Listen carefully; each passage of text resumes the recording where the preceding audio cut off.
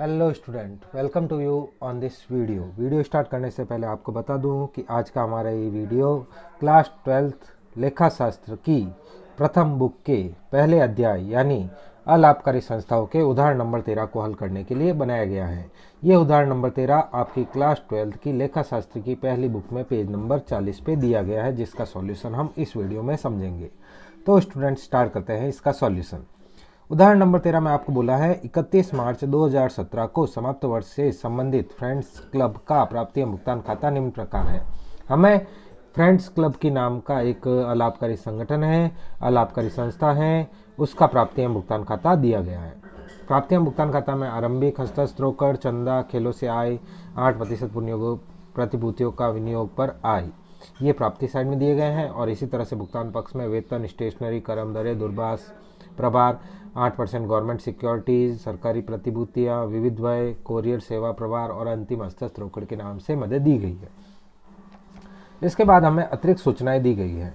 तो स्टूडेंट्स, अगर आपने मेरे पिछले वीडियो देखे हैं या इस चैप्टर के क्वेश्चन को हल किया है तो आपको पता है कि अतिरिक्त सूचना में जो भी मदें हमें दी जाती है हम पहले उन्हें टिक कर देते हैं ताकि हमें याद रहे कि इनसे संबंधित समायोजन हमें करना है।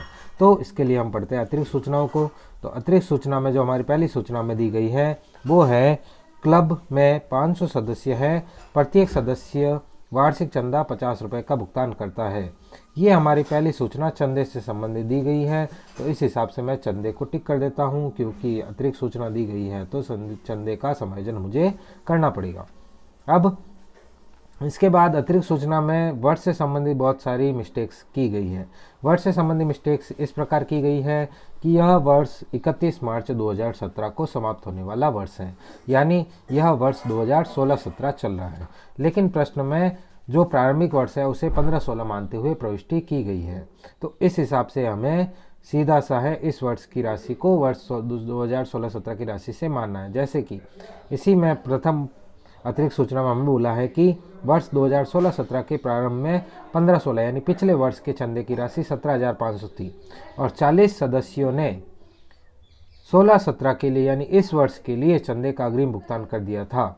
यहाँ ये पिछले वर्ष 15-16 दिया हुआ है जो गलत है, क्योंकि पिछले वर्ष के लिए अग्रिम भुगतान कर दिया तो इस साल उस सूचना का कोई यूज नहीं होगा। तो इस सूचना को हमें वर्ष 2016-17 यानी इस वर्ष के चंदे का अग्रिम भुगतान मानना है। इसी तरह से दूसरा पॉइंट दे रखा है लेखन सामग्री का स्टॉक 31 मार्च 2017 को तथा 31 मार्च 2016 को 1500 रुपये तथा 2000 रुपये था। तो 31 मार्च 2017 का जो स्टॉक है उसे हमें प्रारंभिक स्टॉक मानना है, 2016 का मानते हुए प्रारंभिक स्टॉक के रूप में लिखेंगे। और 31 मार्च 2016 का जो स्टॉक हमें दे रखा है उसे 2017 का यानी अंतिम स्टॉक मानना है। तो ये भी इस पॉइंट में गड़बड़ है, इसको हमें ध्यान रखना है। साथ साथ लेखन सामग्री का जो स्टॉक है उसके लिए हम लेखन सामग्री को भी टिक कर लेंगे, क्योंकि लेखन सामग्री या स्टेशनरी से संबंधित समायोजन हमें करना पड़ेगा।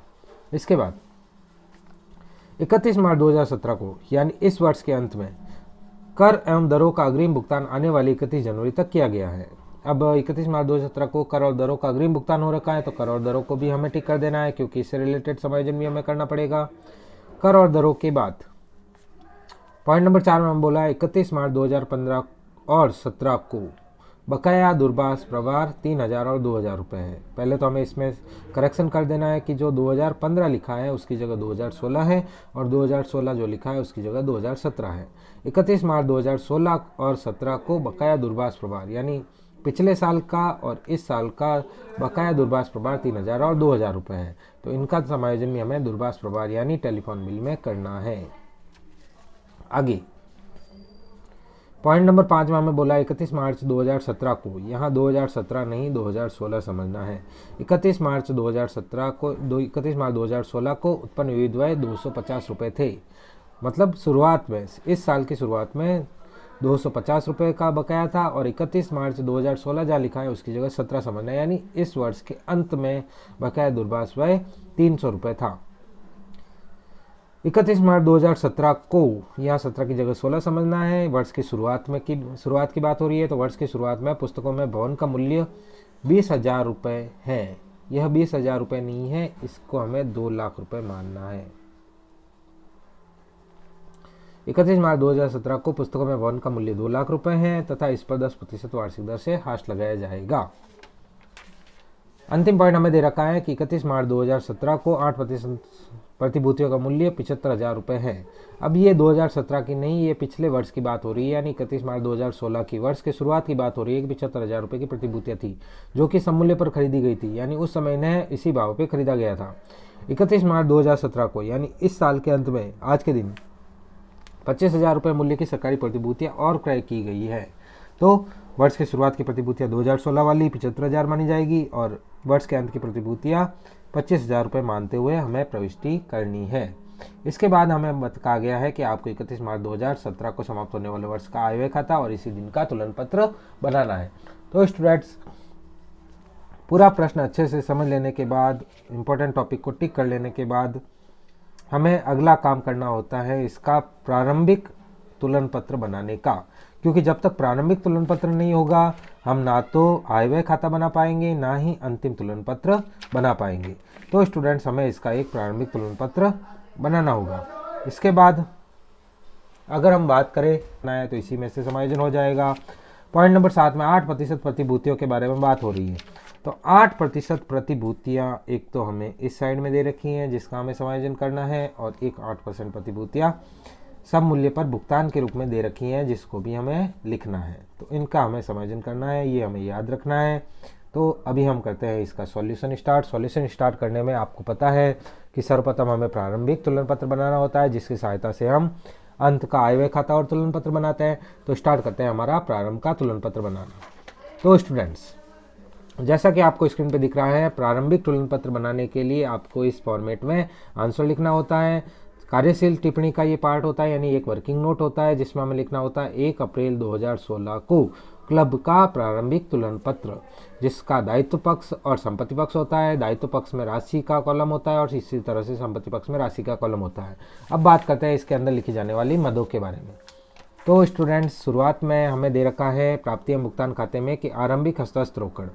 हम बात कर रहे हैं 31 मार्च 2017 को समाप्त होने वाले वर्ष की। तो 31 मार्च 2017 को जो वर्ष समाप्त होता है उसकी शुरुआत होती है 1 अप्रैल 2016 को। तो 1 अप्रैल 16 को ही हम प्रारंभिक तुलन पत्र बना रहे हैं। उस समय का आरंभिक हस्ताक्षर रोकड़ जो 10,000 रुपये दे रखा है, इसे हमें संपत्ति पक्ष में दिखाना होगा। तो इस तरह से हम संपत्ति पक्ष में लिख देंगे हस्ताक्षर रोकड़,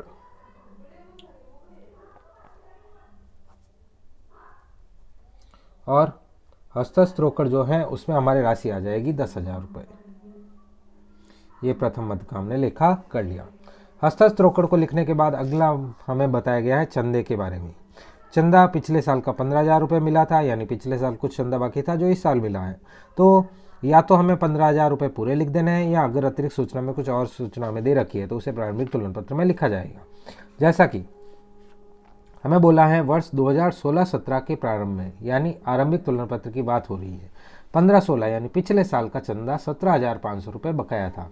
अब पिछले वर्ष का बकाया चंदा जो है वह हमारी संपत्ति में लिखा जाता है। तो संपत्ति पक्ष में हम लिखेंगे बकाया चंदा या उपार्जित चंदा। आप उपार्जित लिखे तो भी ठीक है, आप बकाया लिखो तो भी ठीक है। उपार्जित या बकाया चंदा हमें प्रश्न में दे रखा है पर हमारे अतिरिक्त सूचना में, तो उसको हम एज इट इज लिख देंगे 17,500 रुपये वर्ष के प्रारंभ का बकाया चंदा। और इसी तरह से 40 सदस्यों ने 2016-17 के लिए अग्रिम भुगतान किया था। अब ये वर्ष के प्रारंभ की बात हो रही है। प्रारंभ में 2016-17 के लिए 40 सदस्यों ने अग्रिम भुगतान कर दिया था। साथ ही साथ इसी पॉइंट में हमें बोला है कि 50 रुपये प्रति सदस्य भुगतान होता है। इस हिसाब से 40 सदस्यों का 50 रुपये के हिसाब से अग्रिम भुगतान हमें मिल चुका है। अब अग्रिम जो चंदा मिलता है वो हमारा दायित्व होता है, तो इसे हम दायित्व पक्ष में दिखाएंगे। तो इस तरह से हम दायित्व पक्ष में लिख लेंगे अग्रिम चंदा या अग्रिम प्राप्त चंदा। अग्रिम प्राप्त चंदा जो है उसमें हम राशि लिख लेंगे 40 सदस्य, जिसको 50 रुपये प्रति सदस्य से गुणा करना है। इस तरह से हमारा अग्रिम प्राप्त चंदा 2,000 रुपये हमें प्राप्त हो गया। तो 2,000 रुपये का लेखा हमने कर लिया है। इसके बाद हमें बोला है लेखन सामग्री का स्टॉक 31 मार्च 2016 को 1,500 रुपये था। प्रारंभिक स्टॉक है 31 मार्च 2016 का, तो इसे हम प्रारंभिक तुलन पत्र में लिख लेंगे। लेखन सामग्री का स्टॉक या स्टेशनरी का स्टॉक।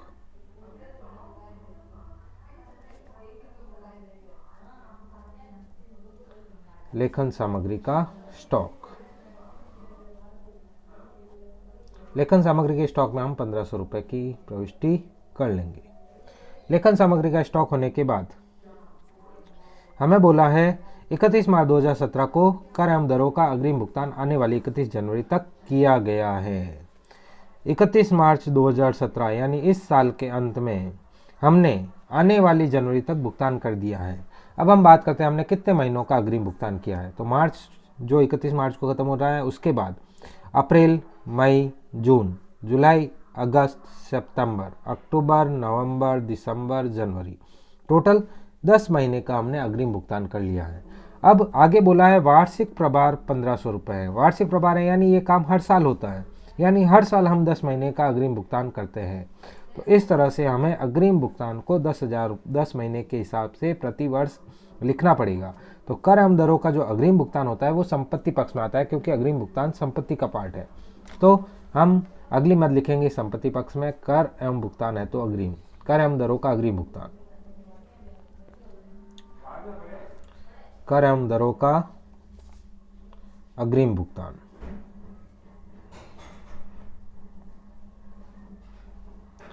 और कर एवं दरों के अग्रिम भुगतान में हमारी राशि आएगी 1500 रुपये प्रति वर्ष का बोला हुआ है। प्रति वर्ष प्रभार 1500 रुपये हर साल चुकाना होता है और उसमें से 10 महीने का एडवांस है। तो 10/12 यानी 10/12, क्योंकि एक वर्ष में 12 महीने होते हैं तो 12 को नीचे लिख देंगे और 10 महीने का हमें निकालना है तो 10 को ऊपर लिख दिया। और इस तरह से हमारा अग्रिम भुगतान आ जाएगा 1250 रुपये, जो हम रुपए के कॉलम में लिख लेंगे। कर एवं दरों का अग्रिम भुगतान हो जाने के बाद बकाया दूरभाष व्यय 31 मार्च 2016 का हमें देखना है, जो 3000 रुपये है। अब बकाया दूरभाष व्यय हमारा दायित्व होता है जिसे हमें चुकाना बाकी है। तो बकाया दूरभाष व्यय को हम दायित्व पक्ष में लिख लेंगे, बकाया दूरभाष व्यय।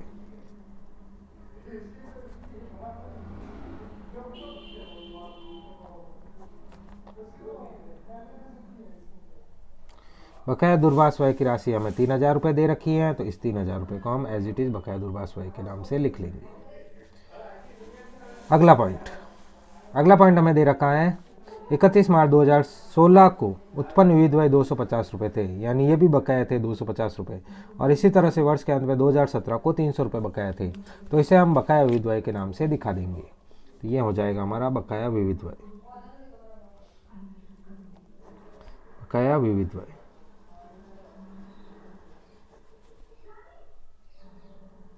बकाया विविध व्यय की हमारी राशि आ जाएगी 250 रुपये, वर्ष के प्रारंभ का बकाया व्यय। अब इसके बाद पुस्तकों में 31 मार्च 2017 की जगह 2016 है को भवन का मूल्य 2 लाख रुपए था, यानी वर्ष के प्रारंभ में भवन 2 लाख रुपए का था। तो इस भवन को हम संपत्ति पक्ष में दिखा देंगे। तो हमारा हो जाएगा भवन जो 2 लाख रुपए वर्ष के प्रारंभ में विद्यमान था, तो इस 2 लाख रुपए को हमने यहाँ लिख दिया। भवन को लिखने के बाद आगे हमें बोला है इस पर 10% हाश लगाना है, तो हाश हम आय व्यय खाते में लगाएंगे। 31 मार्च 2016 को 8% प्रतिभूतियों का मूल्य 75,000 रुपये है, जो कि सममूल्य पर खरीदी गई है। 31 मार्च 2016 को यानी वर्ष के प्रारंभ की बात हो रही है, तो 8% सरकारी प्रतिभूतियों को भी हमें संपत्ति पक्ष में दिखाना होगा। तो इस तरह से हमारे संपत्ति पक्ष में आ जाएगी 8% सरकारी प्रतिभूतियाँ।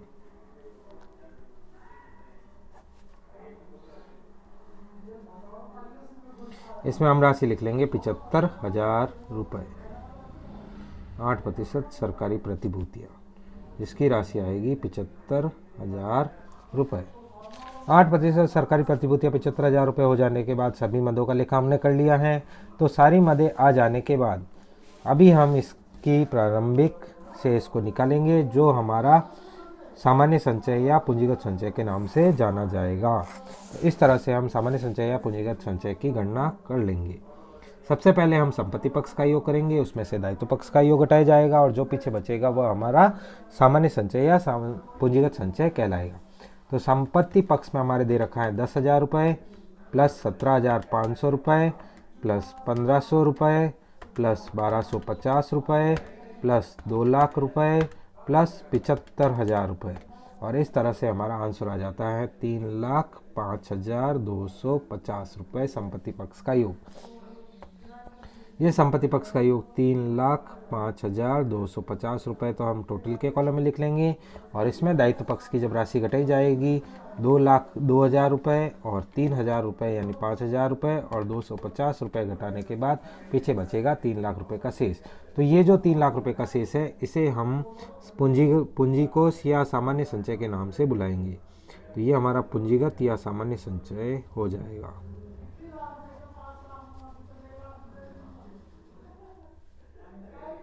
सामान्य संचय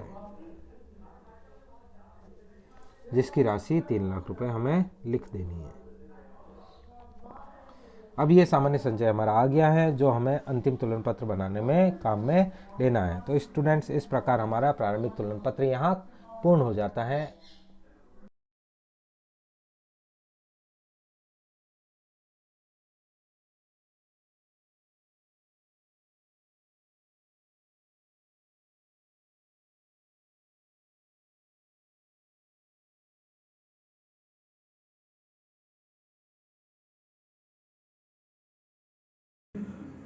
तो स्टूडेंट्स, संस्था का प्रारंभिक तुलन पत्र बनने के बाद आपको पता है कि अगला सॉल्यूशन करने के लिए हमें संस्था का वर्ष के अंत का आय व्यय खाता और संस्था का वर्ष के अंत का तुलन पत्र बनाना पड़ेगा। तो स्टूडेंट्स, अभी स्टार्ट करते हैं संस्था का वर्ष के अंत का आय व्यय खाता बनाना। तो संस्था का जब वर्ष के अंत का हम आय व्यय खाता बनाने की बात करें तो उसके लिए हेडिंग लिखी जाएगी 31 मार्च 2017 को समाप्त होने वाले वर्ष के लिए फ्रेंड्स क्लब का आय व्यय खाता। आय व्यय खाता बनाने के लिए आपको पता है इसमें 2 पक्ष होते हैं, जिसमें नाम पक्ष को व्यय पक्ष और जमा पक्ष को आय पक्ष के नाम से बुलाया जाता है। तो स्टूडेंट्स, इस तरह का संस्था का आय व्यय खाता बन जाने के बाद अभी हम बात करते हैं इसमें की जाने वाली प्रविष्टि के बारे में। तो संस्था का इस तरह का आय व्यय खाते का प्रारूप बनाने के बाद अभी हम इस क्वेश्चन को वापस देखते हैं। तो क्वेश्चन में प्राप्ति एवं भुगतान खाते में आरंभिक हस्ताक्षर हमने प्रारंभिक तुलन पत्र में लिख दी है। इसके बाद प्रथम मद हमारी चंदे की है जिस पर हमने टिक कर रखा है, यानी इसका समायोजन भी हमें अतिरिक्त सूचना में दे रखा है। तो पढ़ते हैं इसके अतिरिक्त सूचना को। अतिरिक्त सूचना में हमें बोला है क्लब में 500 सदस्य हैं, प्रत्येक सदस्य 50 रुपये का भुगतान करता है। तो यहाँ आपको ज़्यादा प्रश्न में ध्यान देने की जरूरत ही नहीं है, आपको सीधा सा बता दिया गया है कुल 500 सदस्य जुड़े हैं, एक सदस्य 1 साल का 50 रुपये देगा, यानी कुल 500 सदस्यों से 50 रुपये आना इस वर्ष तय है। तो हमें इसी सूचना के आधार पर इसका लेखा आय व्यय खाते में कर देना है। तो आय व्यय खाते में हम आय पक्ष में प्रथम मद के लेखे के रूप में लिखेंगे चंदा या अभिदान। चंदे को अभिदान भी कहा जाता है, तो हम प्रविष्टि करेंगे चंदा या अभिदान के नाम से। और नीचे अतिरिक्त सूचना के हिसाब से हमें ज़्यादा कुछ नहीं लिखना है, सीधा लिख देना है 500 सदस्य इंटू 50 रुपये, यानी 500 सदस्यों से 50 रुपये के अतिरिक्त हमें कुछ चंदा नहीं मिलने वाला है। इस तरह से हमारा चंदा या अभिदान कुल 25,000 रुपये हो जाएगा। तो इस सूचना का हमें इस प्रकार प्रयोग करना है, इसके अतिरिक्त हमें कुछ भी इसमें लिखा नहीं करना है। चंदा हो जाने के बाद पढ़ लेते हैं हमारी अतिरिक्त सूचना को। 500 रुपये चंदा, 500 सदस्यों से 50 रुपये चंदा मिलने वाला है। वर्ष 2016 के आरंभ का चंदा 17,500 था तथा 40 सदस्यों ने अग्रिम भुगतान किया था। तो ये लेखा हम बैलेंस शीट यानी तुलन पत्र में करेंगे, यहाँ इसके लिए कुछ एडजस्टमेंट नहीं करना है।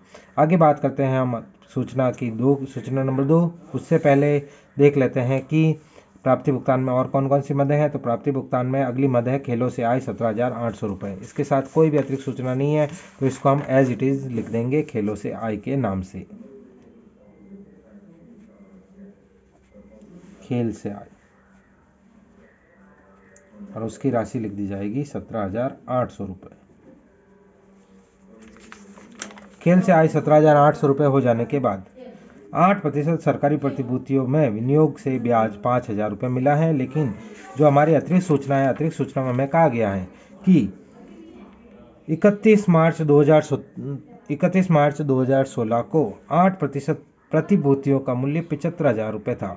हमें पता है 75,000 रुपये की प्रतिभूतियां हैं, जबकि वर्ष के अंतिम दिन हमने 25,000 रुपये की और खरीदी है। अब वर्ष के अंत में खरीदी है तो इस पर ब्याज मुझे मिलना तय नहीं है, लेकिन 75,000 रुपये प्रतिभूति जो मुझे वर्ष की शुरुआत में कहा गया है दे रखी है, उस 75,000 रुपये से 8% के हिसाब से 6,000 रुपये प्रतिभूति तो मिलना तय है। तो स्टूडेंट्स, इस प्रकार अतिरिक्त सूचना के पॉइंट नंबर 7 को पढ़ने के बाद हमें ये पता चल जाता है कि जो 75,000 रुपये की सरकारी प्रतिभूतियाँ वर्ष की शुरुआत में थी, उस पर इस वर्ष का 8% की दर से ब्याज 6,000 रुपये बनता है। लेकिन हमारा जो प्रश्न है उसमें हमें प्राप्ति भुगतान खाते में सिर्फ 5,000 रुपये ही प्राप्त हुए हैं। तो इस प्रकार हमें 1,000 रुपये बकाया आय के रूप में, बकाया ब्याज के रूप में दिखाना होगा। तो इसका लेखा हम आय पक्ष में करेंगे। तो स्टूडेंट, इसको लिखते समय सर्वप्रथम हम लिखेंगे प्रतिभूतियों पर ब्याज, 8% सरकारी प्रतिभूति पर ब्याज।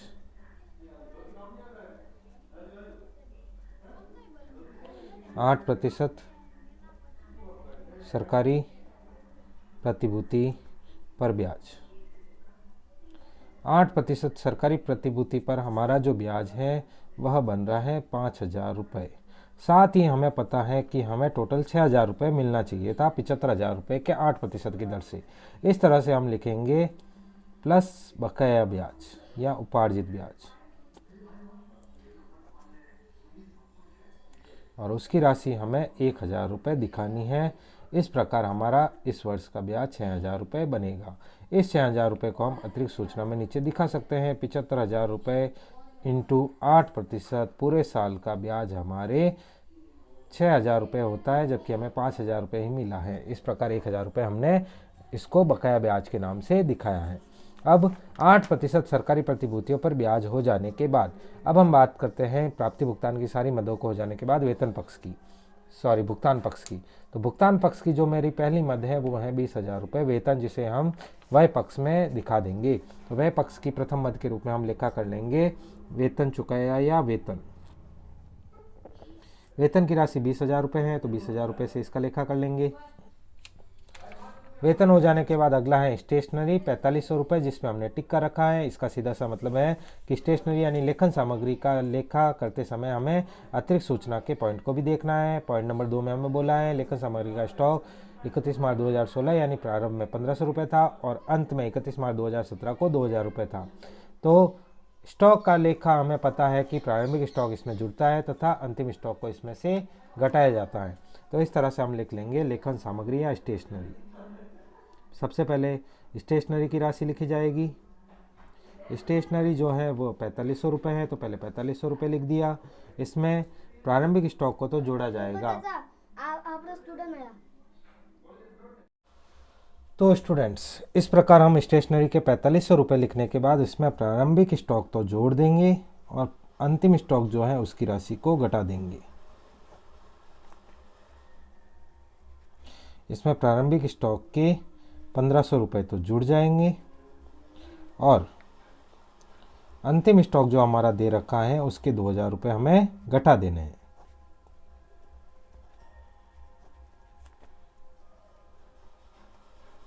इस प्रकार हमारा जो स्टेशनरी की मद है उसका लेखा 4,000 रुपये से किया जाएगा, क्योंकि 4,500 में 1,500 रुपये जुड़ के हो जाएंगे 6,000 और 6,000 रुपये में से 2,000 रुपये घटा के बाकी बचे 4,000 को हमें राशि के कॉलम में लिख देना है। तो स्टूडेंट्स, इस प्रकार हमने लेखन सामग्री के प्रारंभिक स्टॉक के 1,500 तथा अंतिम स्टॉक के 2,000 का समायोजन भी कर लिया है। स्टेशनरी के बाद अगली मद है करम दरें। करम दरें पूरे वर्ष की 1,500 रुपये दी गई है। प्रारंभिक स्टॉक बनाते समय हमने यह देखा था कि प्रति वर्ष 10 महीने का अग्रिम भुगतान किया जाता है। तो वर्ष के प्रारंभ के अग्रिम भुगतान और वर्ष के अंत के अग्रिम भुगतान का समायोजन भी हमें इस में करना है। तो सर्वप्रथम हम लिखेंगे कर एवं दरें। कर एवं दरों की राशि लिख देंगे।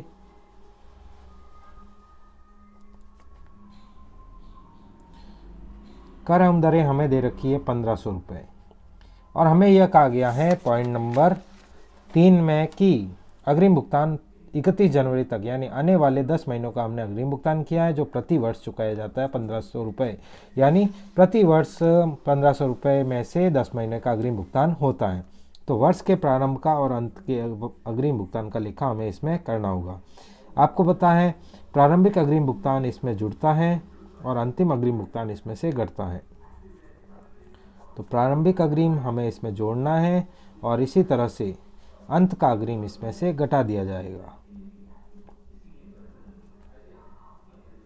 अब वर्ष के प्रारंभ और अंत के अग्रिम में कितनी राशि आएगी, तो इसका लेखा करने के लिए हमने प्रारंभिक तुलन पत्र में एक टॉपिक समझा दिया था कि कर एवं दरों का अग्रिम भुगतान 1500 रुपये पूरे साल का है, 10 महीने का निकालना है, तो 10/12 से उसे गुणा कर दिया और इस प्रकार हमारे 1250 रुपये अग्रिम भुगतान की राशि आ जाएगी। तो वर्ष के प्रारंभ में भी हमने 1250 रुपये 10 महीने का अग्रिम दिया था, तो इसे जोड़ा जाएगा, और वर्ष के अंत में भी हमने 1250 रुपये वर्ष का अग्रिम दिया है, तो इसके 1250 रुपये को घटा दिया जाएगा और इस प्रकार हमारा लेखा होगा 1500 रुपये से ही। अब इस समायोजन को हम इस प्रकार बता सकते हैं कि 10 माह का प्रतिवर्ष अग्रिम, कि हर साल 10 महीने का अग्रिम होता है। ये हमारे इस मद का लेखा हो जाता है। अब प्रति वर्ष 10 माह का अग्रिम हमने लेखा कर लिया है 1250 रुपये से। कर एवं दरों के बाद जो अगली मद है वह है दूरभाष प्रभार 7500 रुपये। अब दूरभाष प्रभार की जो राशि है, दूरभाष प्रभार में हमें बताया है पॉइंट नंबर 4 में कि दूरभाष प्रभार में प्रति वर्ष के प्रारंभ का 3000 रुपये और अंत का 2000 रुपये बकाया चल रहा है। तो वर्ष के प्रारंभ का बकाया तो लेस होता है और वर्ष के अंत का बकाया जुड़ता है। तो पहले हम लिखेंगे दूरभाष व्यय।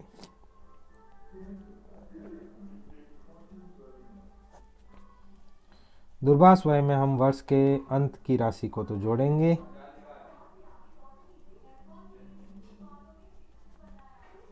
और वर्ष के प्रारंभ का जो बकाया है उसे घटाया जाएगा।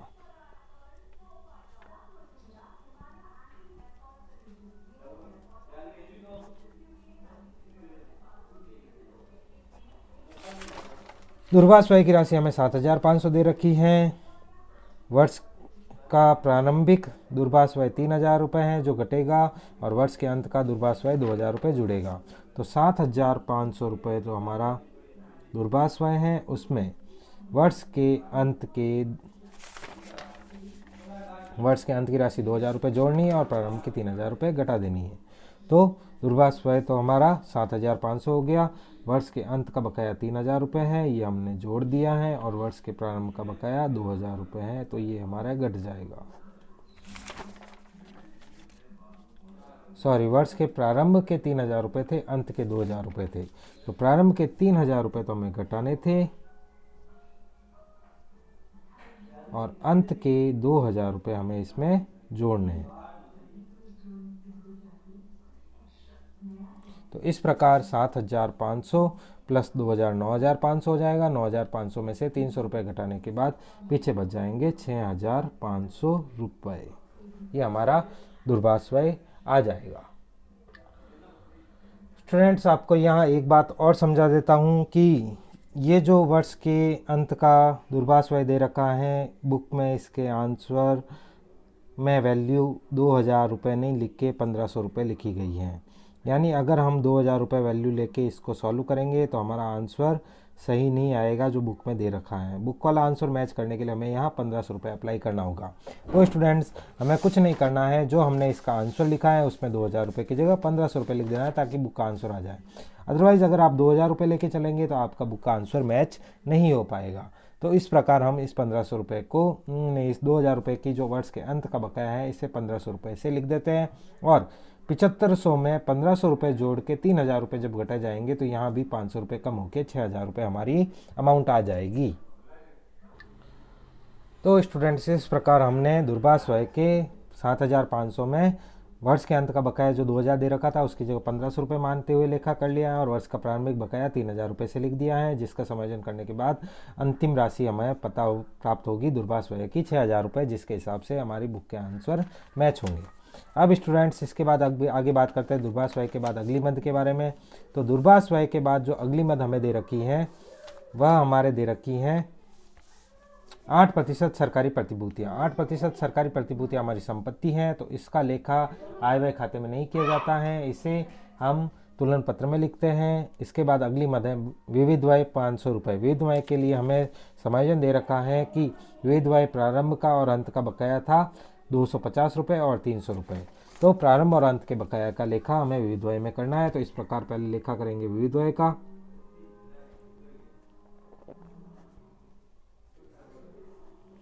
विविध व्यय की राशि हमें दे रखी है 5,500 रुपये, सॉरी 5,500 रुपये नहीं दे रखी हैं, इसकी विविध व्यय की राशि ओनली 500 रुपये दे रखी हैं।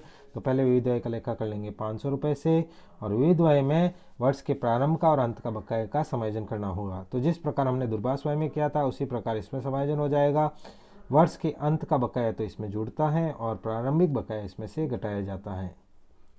तो अंत का बकाया जो है 300 रुपये, उसे तो इसमें जोड़ देंगे, और वर्ष का प्रारंभिक बकाया जो है 250 रुपये, उसे इसमें से घटा दिया जाएगा।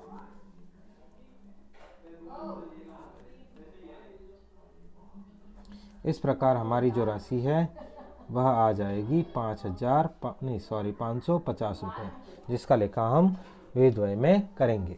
विविध व्यय का लेखा हो जाने के बाद जो अगली मद हमें दे रखी है वो है कुरियर सेवा प्रभार 300 रुपये। कुरियर सेवा का प्रभार जो 300 रुपये दे रखा है, इस कुरियर सेवा प्रभार को भी हमें आय व्यय खाते में व्यय पक्ष में दिखा देना है। तो इस प्रकार कुरियर सेवा की राशि को हम दिखा देंगे। कुरियर सेवा की राशि हमें प्रश्न में दे रखी है 300 रुपये, जिसे हम यहाँ लिख लेंगे। तो ये आ जाएगी कुरियर सेवा की 300 रुपये की राशि। अब कुरियर सेवा का लेखा हो जाने के बाद अभी हमने प्रश्न की सारी मदों का लेखा कर लिया है। तो अभी हम बात करते हैं आगे अतिरिक्त सूचना में दी गई मदों के बारे में। प्राप्तियां भुगतान खाते की सारी मदें लिखने के बाद अतिरिक्त सूचना की प्रथम मद का समायोजन हमने कर लिया है। द्वितीय पॉइंट जो हमें अतिरिक्त सूचना का दे रखा था उसका समायोजन हो गया है। तीसरा पॉइंट क्रम दरों का समायोजन हो गया है। चौथा पॉइंट दूरभाष प्रभार का समायोजन हमने कर लिया है। पांचवा पॉइंट विविध व्यय का समायोजन हमने कर लिया है। इसके बाद छठा पॉइंट दे रखा है भवन का मूल्य 2 लाख रुपए है तथा इस पर हाश लगाना है। अब हाश की राशि का लेखा भी हमें करना पड़ेगा। तो इस प्रकार हम आय व्यय खाते में व्यय पक्ष में भवन पर हाश के नाम से लेखा कर लेंगे। भवन हमें पता है भवन का मूल्य 2 लाख रुपए है तथा इस पर हमें 10% की दर से हाश लगाना है। तो 2 लाख रुपए का 10% 20,000 रुपये होता है, जिसका हाश हम लिखित कर लेंगे।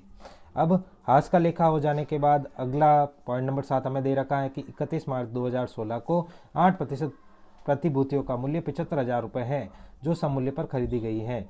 यानी संपत्ति का क्रय हमने किया है 75,000 रुपये। इस पर ब्याज जो था उसका लेखा हमने बकाया ब्याज के नाम से कर दिया है, उसका समायोजन हमने कर दिया है 31 मार्च 2017 को।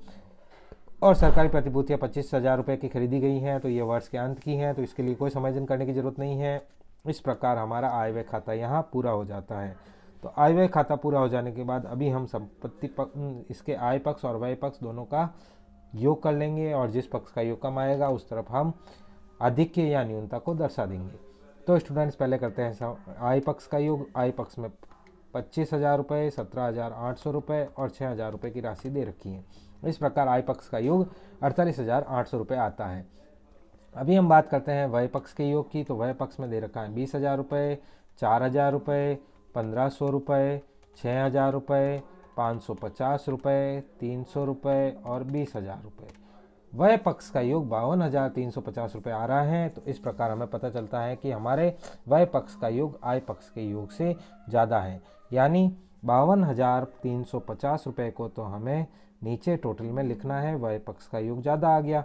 अब व्यय पक्ष का योग ज़्यादा है यानी व्ययों को चुकाने के लिए हमारी आय कम पड़ गई है, तो इस राशि को हम न्यूनता के नाम से आय पक्ष में दिखाएंगे। तो न्यूनता को हम दिखा देंगे।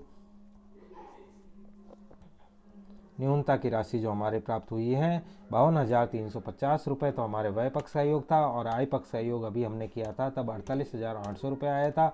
उसको लेस करने पर 3,550 रुपये हमारा न्यूनता का बच जाएगा, यानी हमारी न्यूनता 3,550 रुपये बच जाएगी। इसका लेखा हमने यहाँ आय व्यय खाते में कर लिया है। इस प्रकार यहाँ हमारा आय व्यय खाता भी कंप्लीट हो जाता है, जिसमें हमने पहले आय पक्ष की सारी मदें लिखी, अतिरिक्त सूचना का समायोजन किया, व्यय पक्ष की मदों को लिखते हुए अतिरिक्त सूचना का समायोजन किया, और अंत में जब दोनों पक्षों का योग किया तो व्यय पक्ष का योग आय पक्ष के योग से अधिक आने पर हमारी न्यूनता 3,550 रुपये बन जाती है। तो स्टूडेंट्स यहाँ हमारा आय व्यय खाता कंप्लीट हो जाता है। तो स्टूडेंट्स आय व्यय खाता कंप्लीट हो जाने के बाद अभी हम बात करते हैं वर्ष के अंत के तुलन पत्र के बारे में। तो स्टूडेंट्स, वर्ष का अंत का जो तुलन पत्र है उसको बनाने के लिए सबसे पहले आपको स्क्रीन पर दिया गया फॉर्मेट बनाना होगा। सबसे ऊपर लिखना होगा फ्रेंड्स क्लब का वर्ष 2016-17 हेतु दिनांक 31 मार्च 2017 को वर्ष के अंत का तुलन पत्र। अब वर्ष के अंत का तुलन पत्र है तो वर्ष के अंत के तुलन पत्र में हमें दो चीज़ें दिखानी होती है, एक तो दायित्व पक्ष और एक संपत्ति पक्ष। दायित्व पक्ष में दायित्व और राशि के दो कॉलम होते हैं जिसे हमें नाम पक्ष में दिखाना होता है, और संपत्ति पक्ष में दो कॉलम होते हैं संपत्ति और राशि का, जिसे हमें ना जमा पक्ष की ओर दिखाना होता है। तो इस प्रकार संपत्ति एवं दायित्व पक्ष के कॉलम बन जाने के बाद, फॉर्मेट कंप्लीट हो जाने के बाद, अभी हम बात करते हैं इसमें लिखी जाने वाली मदों के बारे में। तो प्रश्न को वापस देखने पर हमें पता चलता है कि जिस प्रकार हमने आरंभिक हस्तस्थ रोकड़ 10,000 रुपये आरंभिक तुलन पत्र में लिखी थी, उसी प्रकार अंतिम हस्तस्थ रोकड़ 13,500 रुपये हमें अंतिम तुलन पत्र में दर्शानी होगी। तो इस प्रकार अंतिम हस्तस्थ रोकड़ को हम संपत्ति पक्ष में अंतिम तुलन पत्र में हस्तस्थ रोकड़ के नाम से दिखा देंगे, और हमारी हस्तस्थ रोकड़ की जो मद है उसे लिख दिया जाएगा 13,500 रुपये के नाम से संपत्ति पक्ष में अंतिम तुलन पत्र में। संपत्ति पक्ष की मद हो जाने के अंतिम हस्तस्थ रोकड़ का लेखा हो जाने के बाद अगली मद जो हमें लिखनी है वह चंदे की दे रखी है, जिस पे हमें टिक किया गया है। इसके अलावा हम देख लेते हैं प्रश्न की और कोई मद जो हमें लिखनी रह गई हो, तो ऐसी कोई मद हमें नहीं दिख रही है। तो अतिरिक्त सूचना में बात करते हैं। क्लब के कुल 500 सदस्य हैं। 500 सदस्यों से प्रति वर्ष 50 रुपये प्राप्त होने होते हैं। इस प्रकार हमें 25,000 रुपये प्राप्त होने होते हैं। प्रारंभ का 17,500 रुपये बकाया था तथा 40 सदस्यों ने अग्रिम भुगतान किया था। तो इस प्रकार हमें पता चलता है कि संस्था में बकाया और अग्रिम का चंदे का समायोजन करना होता है। तो हमें पता है बकाया चंदा हमारा संपत्ति पक्ष में लिखा जाता है और अग्रिम चंदा हमें दायित्व पक्ष में दिखाना होता है। इस प्रकार हम संपत्ति और दायित्व पक्ष में बकाया और अग्रिम चंदे का लेखा कर लेंगे। तो चंदा जो हमारा बकाया है उसे हमें संपत्ति पक्ष में दिखाना होता है, और चंदा जो अग्रिम है उसे दायित्व पक्ष में दिखाना होता है।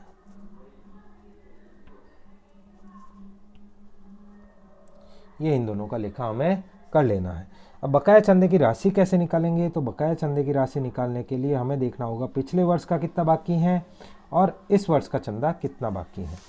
पिछले वर्ष की अगर हम बात करें तो अतिरिक्त सूचना में हमें बोला है कि 17,500 रुपये शुरुआत में बाकी था, इस साल सिर्फ 15,000 आए हैं।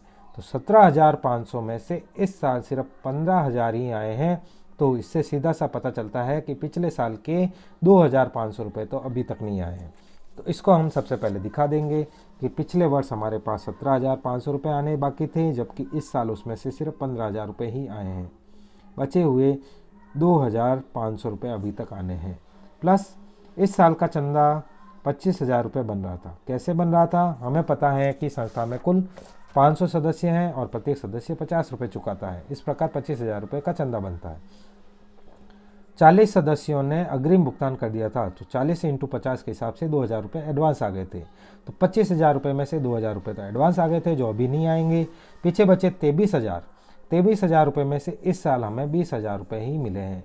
इस प्रकार 3,000 रुपये हमारा इस साल का चंदा भी बाकी है। तो 25,000 रुपये माइनस 2,000 रुपये पिछले साल एडवांस के और 20,000 रुपये इस साल आने के लेस करने के बाद भी हमारा जो चंदा है उसमें 3,000 रुपये आने बाकी हैं। तो पिछले वर्ष के 2,500 रुपये आने बाकी हैं और इस वर्ष के 3,000 रुपये आने बाकी हैं।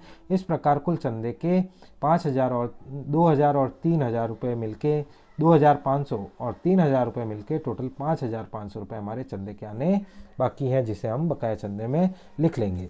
अब बकाया चंदे का लेखा हो जाने के बाद अगली मद हमें दे रखी है लेखन सामग्री का स्टॉक। आपको पता है स्टॉक को हम संपत्ति पक्ष में दिखाते हैं, तो इसका जो अंतिम स्टॉक है 2,000 रुपये उसे हम संपत्ति पक्ष में दिखा देंगे। तो स्टेशनरी के स्टॉक के नाम से हमें राशि लिख देनी है 2,000 रुपये की। लेखन सामग्री का जो स्टॉक है 2,000 रुपये हमारा अंतिम बता रहा है, तो 2,000 रुपये की राशि हम यहाँ लिख देंगे।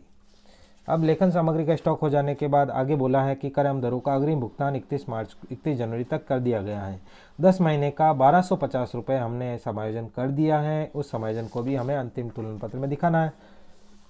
आपको पता है कर एवं दरों का अग्रिम भुगतान प्रतिवर्ष होता है तो प्रतिवर्ष हमें चाहे वर्ष का प्रारंभ हो चाहे अंतिम हो, तुलन पत्र बनाते समय कर एवं दरों का अग्रिम भुगतान 1250 रुपये दिखाना होगा।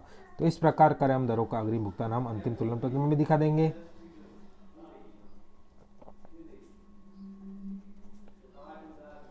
जिसकी राशि हमारे 1250 रुपये आ जाएगी। 10 माह का अग्रिम भुगतान 1250 रुपये। कर एवं दरों का भुगतान हो जाने के बाद अगली मद हमें दे रखी है 31 मार्च 2016 तथा 2017 का बकाया दूरभाष व्यय 3000 और 2000 रुपये जो हमने लिखा था उसकी जगह याद रखना है, समायोजन करें, उसकी जगह 1500 रुपये मानना है। तो वर्ष के अंत का बकाया दूरभाष प्रभार 1500 रुपये है, तो बकाया दूरभाष प्रभार को हम लिख देंगे। बकाया दूरभाष प्रभार हमारा दायित्व है तो इसे दायित्व बॉक्स में लिखा जाएगा, बकाया दूरभाष प्रभार।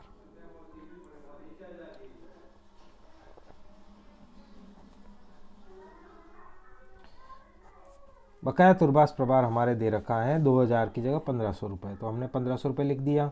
इसके बाद एक मद हमारे यहाँ अग्रिम प्राप्त चंदा भी लिखी हुई है जिसका लेखा अभी तक हमने नहीं किया है। तो अग्रिम प्राप्त चंदा के लिए हम प्राप्ति पक्ष में देखते हैं कि अगले साल यानी 2017-18 का 5000 रुपये प्राप्त हो रखा है, तो अग्रिम प्राप्त चंदे की राशि के रूप में हमें 5000 रुपये का लेखा दायित्व पक्ष में कर लेना है। अग्रिम प्राप्त चंदा 5000 रुपये लिख दिया गया है। दूरभाष प्रभार भी हमने लिख दिया है। इसके बाद विविध व्यय के शुरुआत के और अंत के बकाया चल रहे हैं। जिस प्रकार दूरभाष वर्ग के बकाया को हमने दायित्व पक्ष में दिखाया था, विविध व्यय के बकाया को भी 300 रुपये से दायित्व पक्ष में दिखा देंगे। तो बकाया विविध व्यय हमारा 300 रुपये आ जाएगा।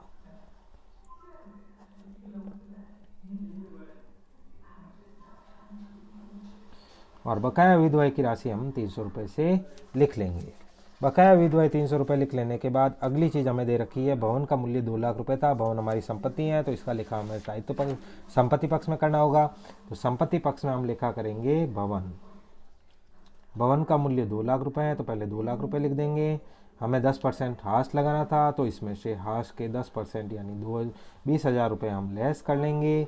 पीछे बचे 1,80,000 रुपये को हम भवन के नाम से प्रविष्ट कर लेंगे।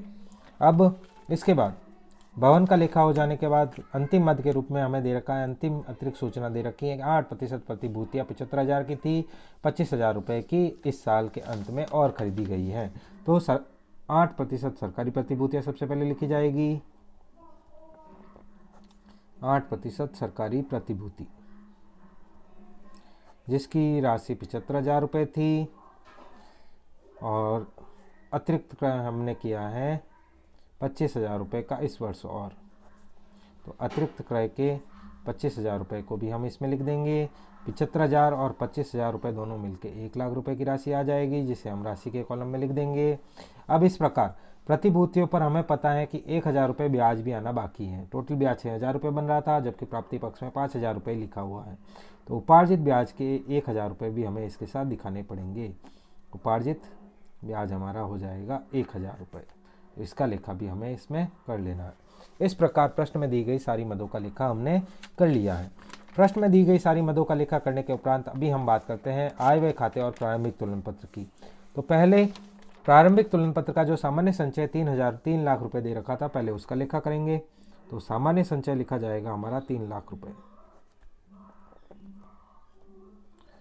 सामान्य संचय 3 लाख रुपए का लेखा हो जाने के बाद इसमें आय व्यय खाते का समायोजन करना है।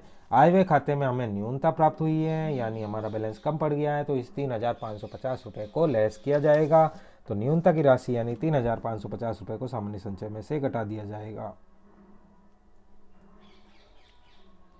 न्यूनता 3,550 रुपये की राशि इसमें से घट जाएगी। तो 3 लाख में से 3,550 रुपये की राशि घट जाने के बाद पीछे बचेगी 2,96,450 रुपये जिसे हम दायित्व पक्ष में लिख लेंगे। इस प्रकार हमारी सारी मदों का लेखा हो गया है। तो अभी हम बात करते हैं इसके टोटल की। टोटल मैच होते ही हमारा क्वेश्चन यहाँ कंप्लीट हो जाएगा। तो स्टूडेंट्स अभी बात करते हैं पहले दायित्व पक्ष का योग करने की। दो दायित्व पक्ष में पहली मद 5,000 रुपये, दूसरी मद 1,500 रुपये, तीसरी मद 300 रुपये, चौथी मद 2,96,450 रुपये दे रखी है जिनका योग 3,03,250 रुपये आता है। ये हमारे संपत्ति पक्ष का योग हो गया है। अभी हम निकालते हैं हमारे दायित्व पक्ष का योग। दायित्व पक्ष में एक मद तो दे रखी है 13,500 रुपये, एक मद हमें दे रखी है 5,500 रुपये। तो इस 5,500 रुपये को इसमें जोड़ देंगे, फिर 2,000 रुपये, फिर 1,250 रुपये, फिर 1,80,000 रुपये, फिर 1,00,000 रुपये और लास्ट में अंतिम मद के रूप में 1,000 रुपये जुड़ने के बाद इस साइड का योग भी 3,03,250 रुपये आ जाता है। तो स्टूडेंट्स, इस प्रकार हमारा क्वेश्चन यहाँ कंप्लीट हो जाता है। क्वेश्चन के एंडिंग में आपको एक इन्फॉर्मेशन और दे दूँ कि हमारी जो इस क्वेश्चन को सॉल्व करने की जितनी भी इम्पोर्टेंट टॉपिक्स थी उन सभी को वीडियो के डिस्क्रिप्शन में दे दिया गया है। तो अगर आपको किसी टॉपिक से रिलेटेड कोई डाउट है, आपको कोई टॉपिक समझ में नहीं आया है, तो आप वीडियो के डिस्क्रिप्शन में जाकर उस लिंक से उस टॉपिक को क्लियर कर सकते हैं। इसके अलावा अगर आपको हमारा वीडियो अच्छा लगा है तो आप इसे लाइक और शेयर कर सकते हैं। अगर आपको हमारा चैनल अच्छा लगा है तो आप हमें सब्सक्राइब करके ज्वाइन भी कर सकते हैं। अगर आपको इस वीडियो के नोट्स चाहिए या ऐसे ही अदर वीडियो के नोट्स चाहिए तो आप मेरे टेलीग्राम चैनल को ज्वाइन करके वहाँ से नोट्स भी डाउनलोड कर सकते हैं। इसके अलावा अगर आपको कोई कंप्लेन, डाउट या सजेशन है तो आप मुझे मेरे टेलीग्राम आईडी पे कांटेक्ट भी कर सकते हैं। तो students, at end of video, thank you very much for watching this video देखने के लिए आपका धन्यवाद। वीडियो के एंडिंग में बस यही कहूँगा, ऐसे ही वीडियो देखते रहें और अकाउंटिंग का मजा लेते रहें। Thank you very much, bye bye.